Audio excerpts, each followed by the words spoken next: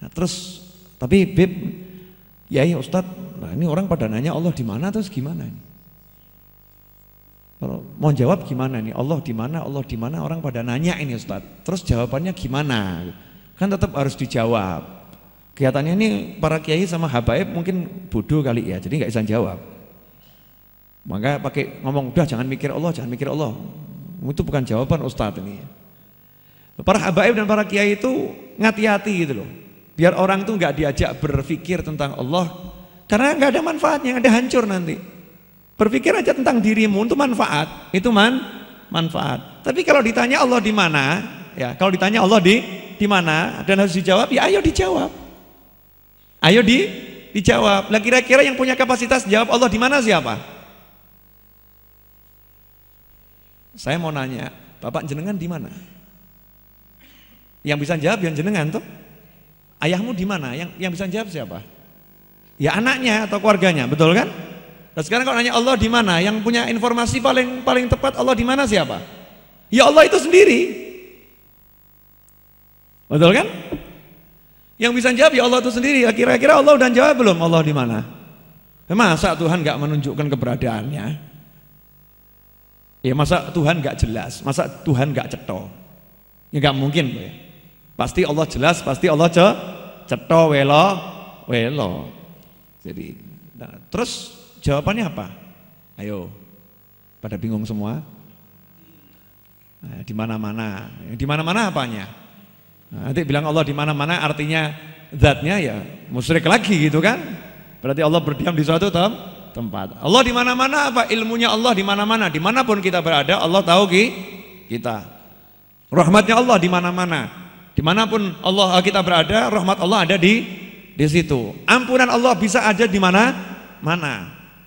Tapi kalau ada orang nanya di mana Allah, ya kita cek dulu tuh Al-Qur'annya, cek dulu hadisnya. Ada enggak petunjuk di sana? Wong namanya juga Ahlus Sunnah wal Jamaah. Kembali kepada Al-Qur'an dan Sunnah tapi lewat jamaah gitu, lewat jamaah. Jamaah siapa? Jamaah para aulia wassolihin, kumpulan para ulama, kumpulan orang-orang yang soleh. Nanya kepada mereka semua.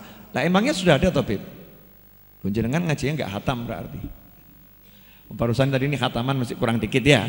Ya, tapi udah lewat kok. Mau dijawab? Ya, setelah yang berikut ini.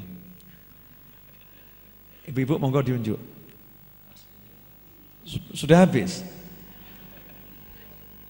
Ini kena sengaja saya kasih iklan dikit biar nanti kalau mau dipotong itu enak yang motong tahu. Oh, mulai dari sini ini bagian ini ya. Biar enggak terlalu panjang kajiannya kalau dijadikan di YouTube itu.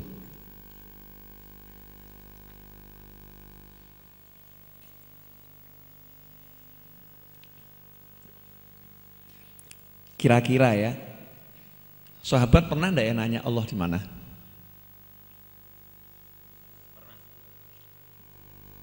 Sahabat itu radhiyallahu anhum ajmain, manusia-manusia yang paling tidak berani bertanya kepada Rasulullah SAW.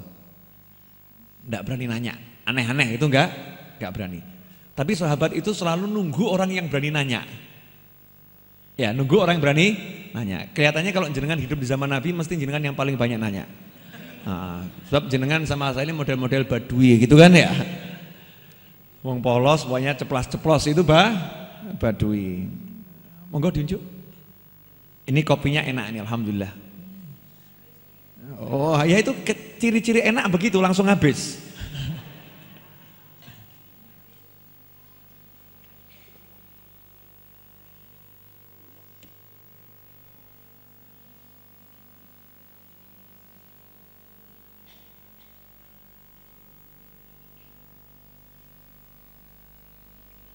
Allah di mana? Di mana Allah? Suatu hari ini nanti cek kitab tafsir. Cek kitab tafsir mau Qurtubi, mau Ibnu Katsir, mau Baghawi, kitab tafsir manapun dicek. Ya, dicek kitab tafsir.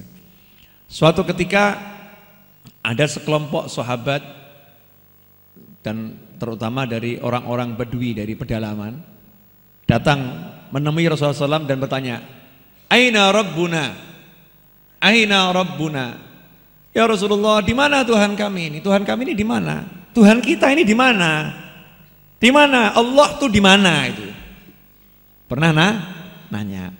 Dalam riwayat yang lain seorang Badui datang dan mengatakan, "Ya Rasulullah, ambai Tuhan kita itu, Allah itu dekat, qarib, sehingga kita kalau doa berbisik cukup didengar olehnya, atau jauh sehingga kalau doa harus teriak." Ya, jadi ada dua hadis. Yang pertama nanya Allah di mana? Yang kedua nanya Allah itu jauh atau dekat. Intinya kan Allah ada di mana. Nah, Rasulullah SAW jawab enggak? Jawab enggak kira-kira? Ya, Rasul enggak langsung jawab. Rasulullah SAW enggak langsung jawab, diam. Karena wa ma yantiqu anil hawa. Kanjeng Nabi SAW itu enggak pernah ngomong dari hawa nafsunya. Kalau ngomong tuh tunggu perintah langit dulu. Jawab, diam ya diam. Ya, jawab, diam ya diam. Semua atas perintah Allah Subhanahu wa ta'ala. Beda kalau kita enggak ada bahan ngomong aja cari bahan. Betul kan? Orang kita ini mestinya diam bisa zikir, tapi lidahnya gatel. Lidah ini gatel. Kalau enggak ngomong rasanya enggak enak. Jadi ketika diem-dieman semua ini mesti bisa zikir, akhirnya cari bahan. Ayo toh kita bahan apa yuk buat ngobrol biar seru. Cari bahan. Rasulullah SAW wa ma yantiqu anil hawa, tidak pernah berbicara dari hawa nafsunya. Kecuali itu wahyu yang diwahyukan oleh Allah Subhanahu wa ta'ala. Makanya semua ucapan Nabi SAW itu adalah ilmu. Karena Rasul kalau ngomong, kalau enggak Al-Quran, ya itu jadi hadits. Yang hadits itu juga dari Allah Subhanahu wa ta'ala, bukan dari hawa nafsunya. Jelas ini?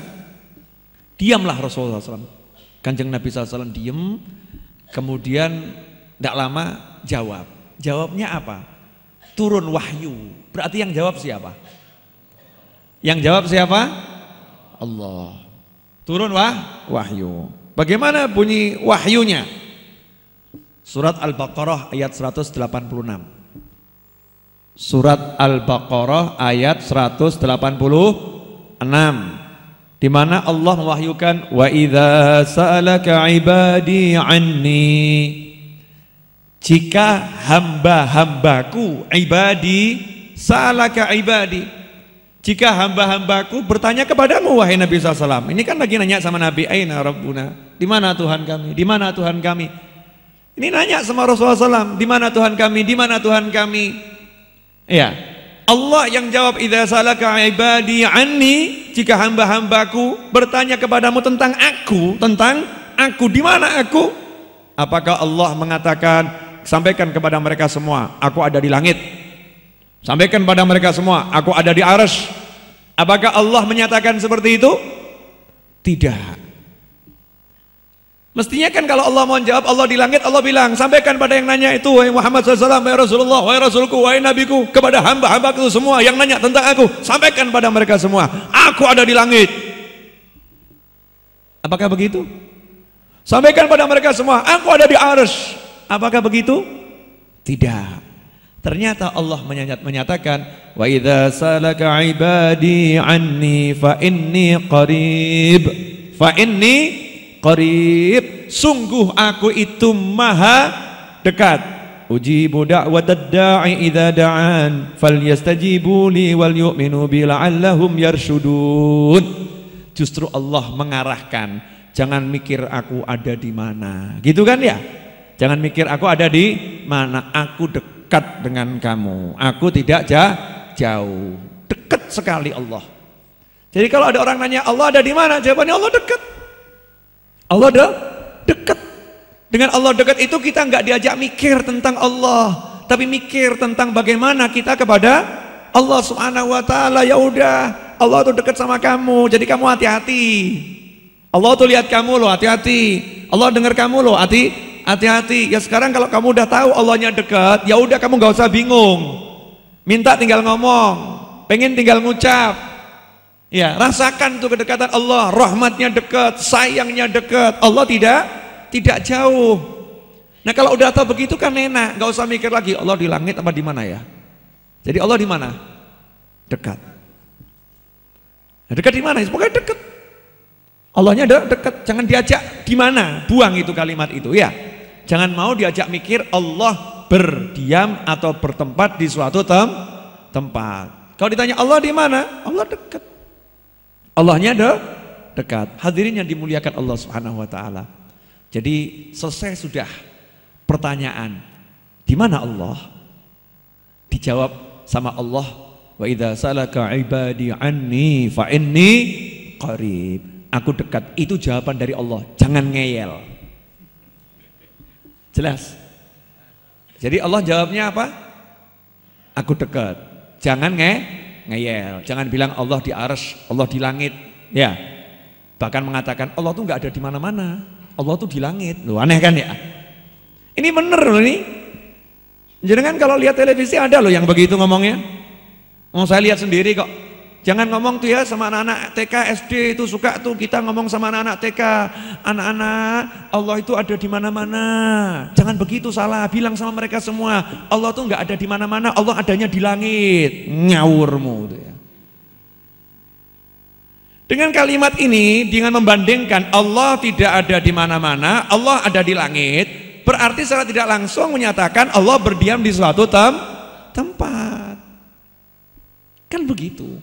Tapi dengan mengatakan Allah itu ada di mana-mana, artinya Allah dekat sama kamu dimanapun kamu berada. Bukan fisiknya Allah, bukan zatnya Allah, tapi pengawasannya Allah, kekuasaannya Allah, rahmatnya Allah, sayangnya Allah. Itu sangat dekat dengan kamu. Nggak ada jarak antara kamu dengan Allah. Allah nggak ada pengawalnya, Allah nggak ada penjaga pintunya, Allah nggak ada jam besuknya. Mau ketemu Allah jam berapa ya? Kantornya buka jam berapa? Nggak ada jam kantor buat Allah. Dekat sekali. Kira-kira dekatnya seberapa? Lebih dekat hablil warid. Dari urat nadimu Allah lebih dekat lagi. Urat nadi itu nyawa. Nyawa kita dengan kita itu kan lengket. Nyawa kita dengan kita lengket. Allah lebih dekat daripada nyawamu gitu. Sama ruh kita lebih dekat Allah Subhanahu wa ta'ala. Kamu dengan dirimu masih ada batas. Kita dengan diri kita masih ada jarak. Banyak orang yang nggak mengenal dirinya sendiri loh. Antara kita dengan diri kita masih ada jarak. Antara kita dengan Allah nggak ada jaraknya. Buktinya begitu kita sebut Allah langsung nyambung. Nggak ada jarak. Nyebut Allah langsung nyambung. Nggak ada jarak karena Maha Suci Allah dari diberi jarak. Maha Suci Allah dari dibatasi oleh waktu. Makanya Rasul berpesan SAW, jangan pernah berpikir tentang Allah, berpikirlah tentang ciptaan Allah Subhanahu wa ta'ala.